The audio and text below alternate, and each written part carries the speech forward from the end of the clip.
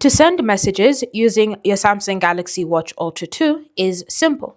You're going to begin by navigating to the app screen and then find your Messages app and select it. Now from here, you can now go ahead and just select this message icon at the top, or you can select an existing chat. It's completely up to you.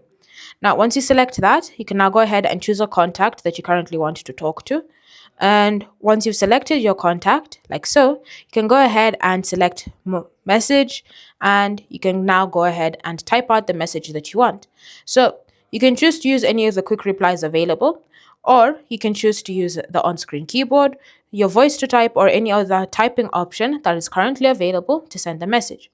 And then once you've successfully entered in the message that you want to send, all you need to do is simply select the check mark and the message should be sent. Thanks for watching. If you have any questions or comments, feel free to leave them down below, and I'll see you in the next video.